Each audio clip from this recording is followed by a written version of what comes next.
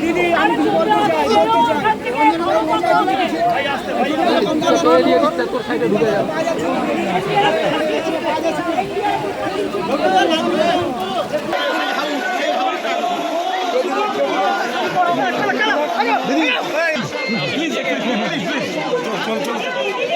জলটাকে দেখাও কিভাবে জল যাচ্ছে, এক্ষুনি তোমরাও ডুবে যাবে, এক্ষুনি সরে যেতে হবে।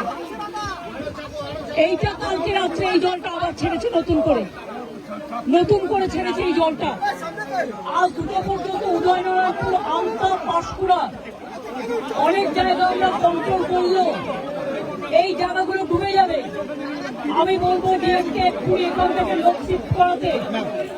দুই হচ্ছে যাদের কাঁচা বাড়ি ভেঙে গেছে তাদের লিস্ট আমাকে দিতে।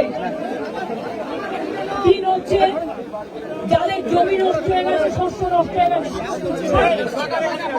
সরো জলটা দেখতে দাও, জলে ডুবে যাবে এক্ষুনি।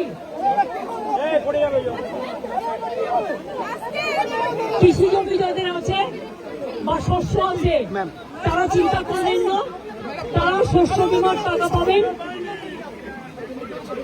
শস্য বীমার টাকা। আপনারা যতদিন বাড়ি ফিরতে না পারবেন সরকার রিলিফ দেবে, আপনাদের যা সাহায্য করার করবে। এটা ঝাড়খণ্ড জল ছেড়েছে এবং ডিবিসি কেন্দ্রীয় সরকারের সংস্থা আমার মনে হচ্ছে 4 লাখ কিউসেককে ছাড়িয়ে গেছে, যা কোনোদিন জীবনে হয়নি।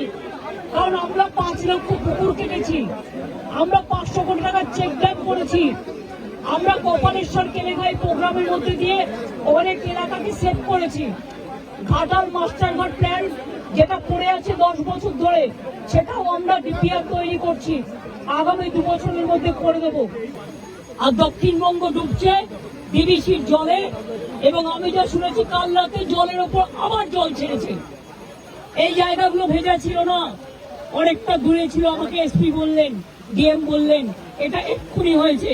এবং দেখুন এক্ষুনির মধ্যে এতটা ডুবে গেছে। আমি সবাইকে বলবো জলে ঝুঁকি নেবেন না, জল আর আগুনে ঝুঁকি নেবেন না, অন্তত 2 দিন একটু সেফ প্লেসে থাকুন।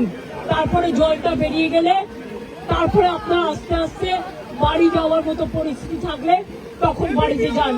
আর আমি অ্যাডমিনিস্ট্রেশনকে বলবো যা রিলিফ দেওয়ার কোনো যেন রিলিফে অভাব না হয়। প্রত্যেকটা পরিবারকে দেখে নেবেন, আপনাদের কাছে সবকিছু দেওয়া আছে, কেউ যেন অসুবিধায় না পড়ে। ডিবিসির সাথে আমরা ফার্দার কোনো সম্পর্ক রাখবো কিনা আমাদের সন্দেহ আছে। আমি সব সম্পর্ক কাট আপ করে দেবো যদি মানুষকে এইভাবে ডোবায়। এবং এটা পরিকল্পিত বন্যা, এটা আমাদের বৃষ্টির জলে বন্যা নয়। বৃষ্টি হয়েছে 3-4 দিন, কিন্তু এটা ম্যান মেড প্ল্যান। আমি আবার আপনাদের বলছি